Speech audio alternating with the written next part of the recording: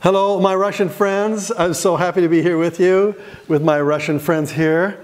And I'm looking forward to talking to you about this book, which is in Russian, this book, which is in English. It's a book that's one of my most famous books here in America. It's called Multiple Streams of Income. And I don't know what the translation of that is. What does it say? Множественные источники дохода. Which is what? Multiple streams of income? Yeah, exactly the same name. So all of us want to make more money, and you may work at a job, you might have, your family has 2 jobs where you bring money in the door, but I'm talking about money that you make where you do it on a part-time basis, a little bit of time every single day. The money gets bigger and bigger and bigger and bigger, and eventually you make enough so that you can quit your job and you can start a different kind of life. The entrepreneur life. So in Multiple Streams of Income, I talk about 10 ways of making different kinds of money. And my favorite way, and my very first way, and I think a way that you should be looking at, is real estate investing. How you buy property, you rent it out to a tenant, they make the monthly payments for you, and then eventually as the property increases in value and your cash flow goes up and up, eventually, if you buy just 1 property a year, maybe 2, 10 years from now, you'll be financially free. You'll have money that's coming in every day, and maybe you'll decide at that time whether you want to quit or not. Now, for many people, real estate is complicated, and I want to take real estate and make it very simple for you. All the books you ever read on real estate can be summarized into 3 concepts. And the first one is how to find real estate deals, how to find a good property. Now, everyone in the major cities where you live, many people own real estate. They own properties, they own houses, they own apartments, they own condominiums. They own property and they make the monthly payment on those properties. And the problem with real estate is it's illiquid. That means it's hard to sell it quickly.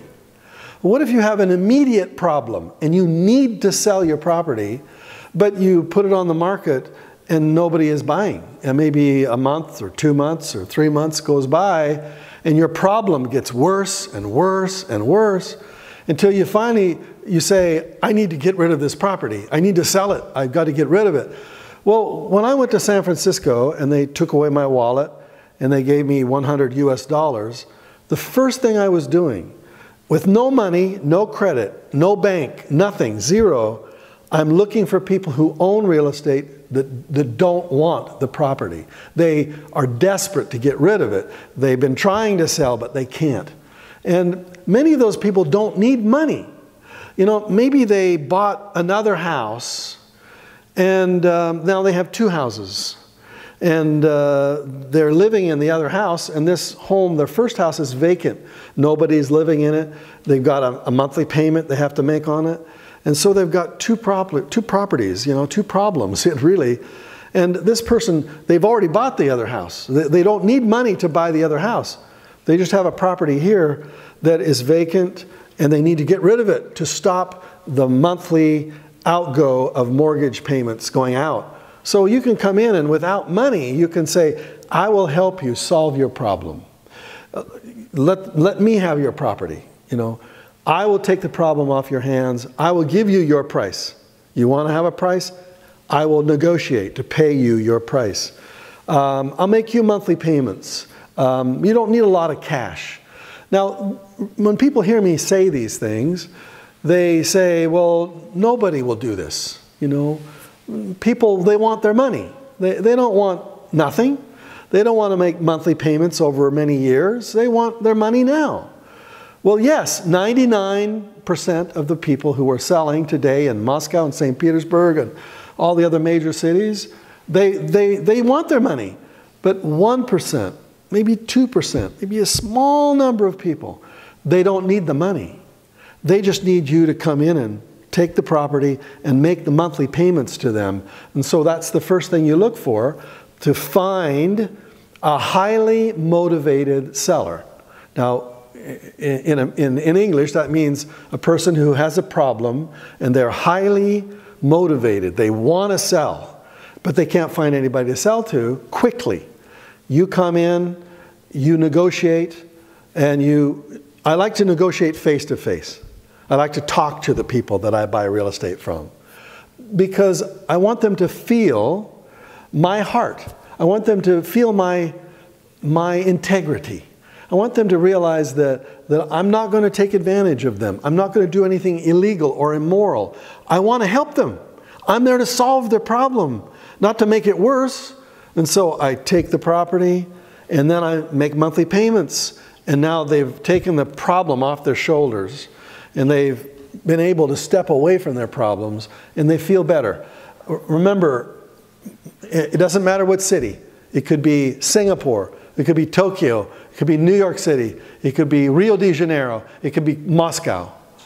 If they own real estate, a small percentage of them are really want to get rid of the property. They want to sell it. Maybe they inherited, maybe their father or mother or uncle or aunt died, and they left them a property in the will. And you know, you find out that somebody is giving you a piece of real estate. You don't really want it. It's, what are you going to do with it? Well, you could put it on the market and sell it.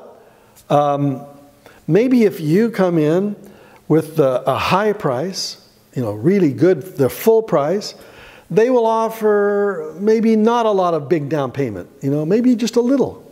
So it's all about negotiating.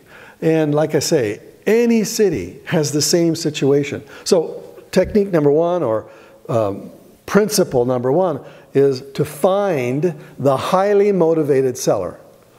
And it's extremely important. If you can't find a highly motivated seller, you probably can't buy real estate with little or no money down. Number two, funding. How do you find the money to buy the property? Now, when I got started, I didn't have any money. I was broke. But I found somebody who had money.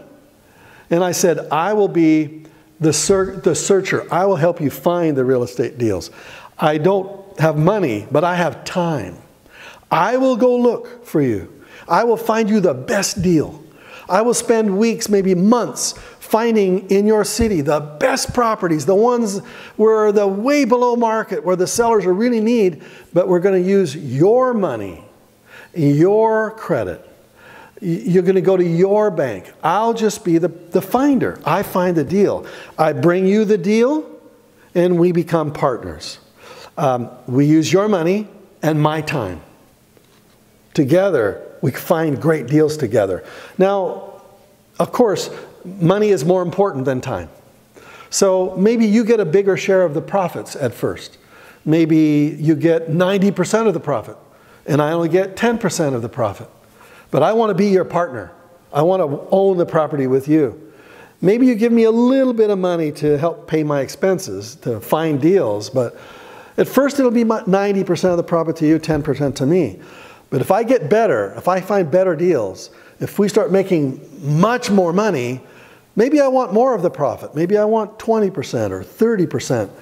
And the better deals I bring you, the more you realize that I'm a great partner. I can make you lots of money, right? So we start to split the profits. Eventually, you're going to get 50% of the profit. The money gets 50%. The person who does all the finding and the managing and taking care of all the details, all the hard work. You're just the money person. You stay home. You just collect profits. I do the work, but I get half, 50%. Now, like I say, you have to work to prove to them that you're good, that you're trustworthy, that you're honorable. But that's what I mean by finding the money. Now, there are 50 nothing down techniques. You know, finding partners is just one technique. There are 49 other techniques. I just shared with one technique today, but there are many, many more. And then finally, number three is, once you own the property, what are you going to do with it? Are you going to keep it and rent it out? That's good. You could do that. You got to make sure that the cash flow is positive. Or maybe you'll find it, you'll do a little work to make it look pretty, you'll put a little paint, maybe a little new carpet, and then you immediately turn around and put it back on the market. And in America, we call it flipping. To flip a property. You buy it and immediately flip it. So you look for highly motivated sellers, find a property that needs a little bit of work. You do the work, it might take you a month, and then you put it right back on the market for a much higher price. And you have a lot of equity, a lot of profit in there that you can play with. So the three skills are finding, funding, and flipping. You know, you either use a strategy to make the money. Most people, once they understand how simple real estate is, they go, well, I can do that.